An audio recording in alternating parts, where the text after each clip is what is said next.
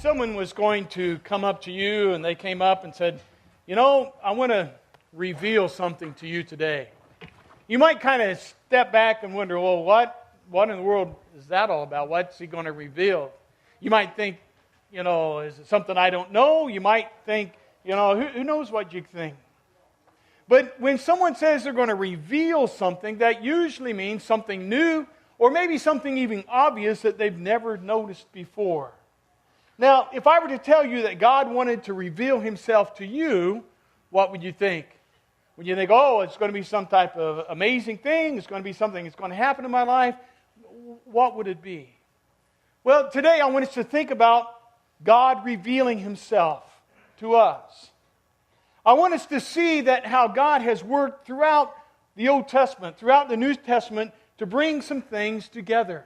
Last week we started our journey through the book of Exodus as we looked at how God called Moses in the burning bush and said, go and set my people free. And Moses had a few excuses and all those things. God took care of those. He went back to Egypt and began that journey. And that's where we're going to pick up the story today. Moses goes back to Egypt. He takes along Aaron, who is his spokesman, because that was one of his excuses with God. I can't talk. And God says, don't worry, I got this covered. And they go back, and then they confront themselves before Pharaoh. And the whole story of the 10 plagues and the whole story of the Exodus, many times we focus on the plagues themselves and don't get beyond that. But I want you to think about a bigger picture today, because I think what we see in the plagues all boils down to one thing. God wants to reveal Himself to us. So let's look at some things. First, God revealed Himself, His power to the Egyptians through the plagues. In Exodus chapter 5, Moses goes, and this is what he says to Pharaoh. Moses and Aaron went to Pharaoh and said, this is what the Lord, the God of Israel, says. Let my people go, so that they may hold a festival to me in the wilderness. And Pharaoh said, who is the Lord that I should obey Him and let Israel go? I do not know the Lord, and I will not let Israel go. Now remember his words and remember his tone of voice there, because he's pretty defiant at that point, isn't he? And at that point, Pharaoh says, fine, Moses, you go back to your people, and he placed some more burden on the people. They were already slaves, but he said to his slave drivers, we've been supplying straw for them. Let's not even do that anymore. Let them go get their own straw. So the burden was increased right off the bat, and Pharaoh began to dig in his heels and resist what's going on. Well, Moses went back to Pharaoh, and each time he challenged him and said, let my people go. If you don't, this is going to happen. And guess what? God showed Himself through what we know as the 10 plagues. Now, you may not be able to see all these pictures. Maybe you can. I just thought it was a good visual to be a reminder of some of the things that happened. I'm not going to spend a lot of time on all the plagues. I'm simply going to go through them here. The first plague was the Nile River turned into blood. That would have been a mess, all right? Out of the Nile River, number 2, the frogs came out of the Nile River and infested the land. It says that they were even in the beds. Can you imagine going to bed at night, throw back the covers, and got some company here tonight. That's not a good thing, all right? That's how many frogs there were everywhere. The next, Moses touched his staff to the dust, and all the dust in the land of Egypt turned to gnats or flies. You ever been in one of those situations, you're at a picnic somewhere and gnats would just not leave you alone? It's terrible. If you ever fish out in the bay in a nice calm morning and among the mangroves, there's these things called no-see-ums. There's one of those creatures I'm going to ask God one day, what in the world was the purpose of those things, all right? You can't see them. If you look at a picture on the internet, you'll notice that their teeth are bigger than their body, and that just take it from there. After the gnats or lice that covered the land, there were flies everywhere. Talk about a pest. The flies, they were everywhere on everything. After the flies came diseased livestock. And it wasn't, we many times just think of livestock as being cows, but it was not just the cows. It was horses, donkeys, camels, cattle, sheep, and goats. All of the livestock got the diseases and they started dying. After that, here's one we'd all love to have: festering boils all over your body, all right? That sounds pleasant, doesn't it? And that's what that plague was. Then came a thunderstorm of hail. Some of you from the Midwest have seen what hail can do in a bad storm. It can strip trees of all their leaves. And it says that that plague came through and it stripped the vegetation off the plants there in Egypt. And what wasn't stripped off, the next plague took care of, because it was a plague of locusts. Locusts came and just ate up everything else. It's amazing what insects can do. We have a bougainvillea bush in front of our front window on our house. And one day I went out and all the leaves on that bougainvillea bush were gone. It's like overnight. What in the world? And I finally figured out, had to be some type of insect. The bush didn't die. You can't kill those things, by the way. You want to get rid of one, you got to take dynamite to the roots. But the leaves came right back, so it had to be some type of insect. And that's what locusts would do. They'd come in and they'd just strip everything of all the vegetation. Then came darkness for 3 days. It says it was so dark, you couldn't, it doesn't use this phrase, but imply you couldn't see your hand in front of your face. You've heard that. It said it was so dark that the Egyptians wouldn't even go out of their homes. They could almost feel the darkness around them. And then the last plague we're going to talk more about later is the death of the firstborn son. And Moses would go to Pharaoh in each one of these and say, Pharaoh, if you don't let my people go, this is what's going to happen. Well, the first two, Pharaoh wasn't too impressed, because blood from the water, he called his magicians in and said, all right, guys, do that. And they did some trick to mimic what God had done, except the Nile stayed that way for 7 days. And the next one, the frogs coming up out of the water, they did something. The frogs came out of the water. Pharaoh wasn't impressed and said, Moses, get out of here. Well, the third one's interesting. They come and Moses touches the staff to the ground. It turns into lice or gnats, and his magicians are called in. They looked at Pharaoh and said, oh, this is beyond us. We can't even touch this one. And from then on, none of the magicians ever came back. So these plagues would come. And at first, Pharaoh had a hard heart. In fact, it says that God hardened his heart. Now you go, why in the world would that happen? You got to remember big picture here. God had a purpose in all of this. And his purpose was to let the land of Egypt, Pharaoh and all the people there, know that he was God. The plagues were not simply about changing Pharaoh's mind. The plagues were making a point that he was God and there was no one greater. We've got to remember that.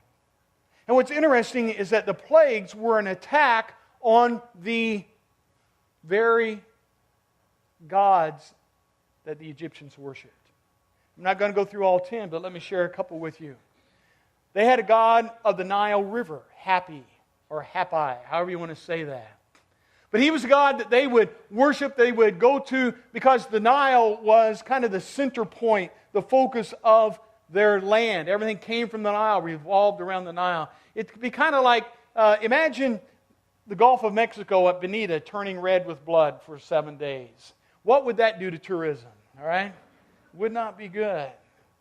Well, they had a god of the Nile, and yet turning and basically destroying the Nile River for 7 days was a direct attack against that god. The 9th plague, that of darkness.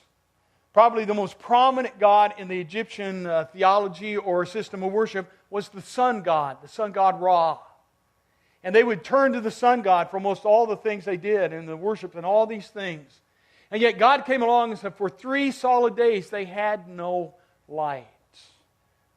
And if you go through each one of the plagues, and I won't do that, you can see how what God did in those plagues was just not a trick or a thing to make Pharaoh change his mind. It was a direct attack on the gods the Egyptians worshipped. And God wanted to reveal himself to the Egyptians and make a difference in their life. And at the end of the plagues, here's what Pharaoh does in Exodus 12, verse 31. During the night, Pharaoh summoned Moses and Aaron and said, "Up, lead my people, you and the Israelites. Go worship the Lord as you have requested. Take your flocks and your herds as you have said, and go." And then there's this last phrase. "And also bless me." Remember the opening verses there in chapter 5? I do not know your God, and I am not going to do what you say. And by the end of the 10 plagues, Pharaoh's saying, pray to your God and bless me. Quite a change of heart. You see, when God reveals Himself to us, we have a choice to make. Are we going to respond or not? Another way that God revealed Himself was that He revealed Himself through the Passover. Now, I think the Passover had a dual purpose in that revelation. First, it was to obviously get the attention of Pharaoh and the Egyptian people. But what's interesting, he had to also convince the Hebrew people of who he was. Remember where they had been for the last 400 years. In Egypt. Not exactly the Bible Belt of Christianity or Hebrew faith. Think how much has changed in our country in like 200 and whatever, how many years it is, 40, 50, somewhere in there. 400 years in a pagan culture. I think things had changed. Moses was concerned about this from day one, wasn't he? Remember the burning bush? But God, who am I to go tell these Hebrew people, who do I say that sent me? And that's when God says, tell them that I am sent you. The Hebrew people had a response. God gives instructions to Moses in chapter 6, verses 6 through 8. He says, this is what I want you to tell the people when you get there. This is what you say to them. Therefore say to the Israelites, I am the Lord, and I will bring you out from under the yoke of the Egyptians. I will free you from being slaves to them, and I will redeem you with an outstretched arm and with mighty acts of worship. Mighty acts of judgment. I will take you as my own people. I will be your God. Then you will know that I am the Lord your God. God wanted to reveal Himself to His people. And when Moses delivered that message, we would think they'd turn around and give each other high fives, and this is what we've been waiting for. Finally, God is going to show Himself to us. In verse 9, here's the response. But Moses reported this to the Israelites, but they did not listen to him because of the discouragement and harsh labor. They're basically saying to Moses, look, Moses, things have gotten worse since you've got here. You go talk to Pharaoh one time, and all of a sudden we're having to gather our own straw and make the same number of bricks. You've made it worse, Moses, and now you're telling us it's going to get better? Who do you think you are?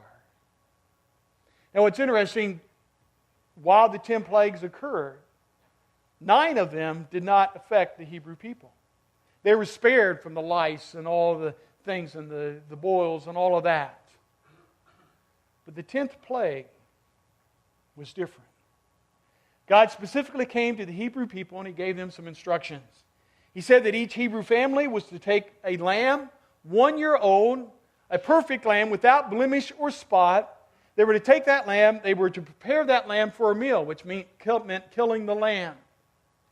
They were to take some of the blood from that lamb and keep it back, and then they were to take that and they were to brush it on the 2 side door frames and the top bar across the door frame.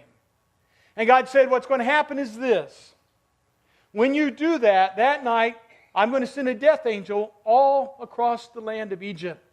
And that death angel will be looking for one thing. It will be looking for blood, the blood of the lamb on the doorpost. When it sees that, it will pass over. If it doesn't see that, the firstborn in that household, and even the firstborn of the livestock, they will die. And the Hebrews had a choice to make. Were they going to obey or not? This is the one plague they had a choice in. This could impact them just in the same way as it impacted the Egyptians. And they made a choice. In Exodus 12, God gives these instructions. On that same night I will pass through Egypt, and I will strike down every firstborn, both men and animals, and I will bring judgment on all the gods of Egypt. I am the Lord. The blood will be a sign for you on the houses where you are. And when I see the blood, I will pass over you. No destructive plague will touch you when I strike Egypt. I don't know if you caught that phrase there in the middle, but it speaks to purpose again. It says, I will bring judgment on all the gods of Egypt. I am the Lord. It was not about God just showing off. It was about Him revealing Himself for a purpose. Any of the Hebrews left doubting at that point had a choice to make. Were they going to accept who He was? Now, what does that have to do with us? God, many years ago, chose to reveal Himself to His people and to the Egyptians in a very mighty way. How does He do that today? God reveals His power to us through the sacrifice of Christ, the Lamb of God. What happened in Egypt that night is one of those pivotal points in the Bible. What happened was that God's presence was made known among His people. It is a powerful object lesson of what He instituted that night. It was something that they were to do time after time again. In Exodus 12:14 it says, this is a day you are to commemorate, for the generations to come shall celebrate it as a festival to the Lord, a lasting ordinance. And even up to today, the Jewish faith still celebrates the Passover. What's so special about it? Why is it the central part of the Jewish faith? Because it was a visual object lesson and a great lesson that God was their God. And He had revealed Himself to them, and He had brought them out of slavery into the promised land. That's the whole point of the Passover. And what happens in the New Testament is we have a visual unveiling of the meaning of all that happened in Egypt. The Apostle Paul says in 1 Corinthians chapter 5, for Christ, our Passover lamb, has been sacrificed. Peter says in 1 Peter chapter 1, he says, for you know that it was not with perishable things such as silver or gold that you were redeemed from the empty way of life handed down to you from our forefathers, but with the precious blood of Christ, a lamb without blemish or defect. I want you to grasp this picture. Christ, as a Jewish boy, had grown up in a Jewish home, and He probably celebrated the Passover, we're going to say if He lived to be 33 times every year. Every year it was the same. There were certain regulations on the food that had to be prepared, how it had to be placed. There were certain prayers that were to be said. There were certain verses that were to be recited from the Torah. It was something that did not change because it was a reminder of that amazing story back in the book of Exodus. But on that 33rd time, Jesus said to His disciples, all right, guys, go into town, get things set up. We're going to celebrate the Passover together. So I'm sure the disciples went in there like they had done as they had done for many, many years. They knew exactly what needed to do. They made all the preparations. They made all the food. They set everything up the way it was supposed to be set up. They entered into the evening. It started out as normal. Then all of a sudden, Jesus did something unheard of. He changed the Passover meal. Luke chapter 22 records it this way. And He took bread and gave thanks and broke it and gave it to them, saying, this is my body which is given to you. Do this in remembrance of me. In the same way, after the supper, He took the cup, saying, this cup is the new covenant of my blood, which is poured out for you. those two symbols, which we use to celebrate communion today, have become powerful and meaningful. They are directly related to the Exodus story because the bread that Jesus picked up and held before them was called the bread of affliction. It was named that because it was to remind the people of the affliction they suffered as slaves in Egypt. It was a visual, it was a hands-on, something that they could know the affliction, the unleavened bread. Why unleavened? Because when they left Egypt, God told them, take unleavened bread because they were going on a long journey and they needed something that would not spoil. And they had to have it for a long time. And they took unleavened bread with them that night.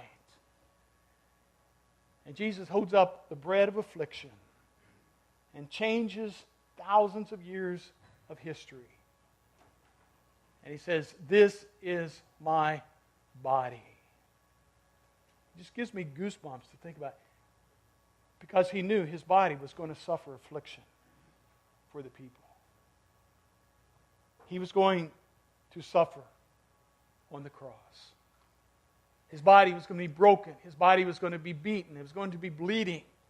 And He said, this bread now represents my body. The affliction has changed. And then He takes the cup. There were 4 cups in the Passover meal that they would share together. And He takes up the third cup after they'd eaten the meal. And it was called, for the Jewish people, the cup of redemption. And now Jesus holds that cup and doesn't say the set prayer, doesn't say the set things about it. He holds the cup of redemption and He says, take and drink this cup, for it is the new covenant. This blood is the covenant, the new promise that now stands. And what was that promise? This is the blood of my covenant, the new promise. Abraham had a promise. God said, I'm going to give you a land, a nation, and a blessing. What happens at the Lord's Supper is the culmination of the promise in Genesis chapter 12, because Christ now becomes the blessing to all the world. When He says, this is the blood of the covenant, which is poured out for many for the forgiveness of sins. We are recipients of that promise. We are recipients of that blessing that He promised. We are no longer slaves released from bondage like the slaves in Egypt were, but we are slaves to something that's far worse. We are slaves to sin. And it's through that God breaks us free through the blood of the Lamb. An amazing story. God continues to reveal Himself to us through the sacrifice of Christ, the Lamb of God. So today, we want to do something a little bit different than we normally do. I want us to focus on the whole Exodus story, and I want us to focus on that Passover meal when Christ brought new meaning. Every Sunday we partake of communion and we pass the trays. Today we're going to do a little bit different. We're going to actually have you come up and partake.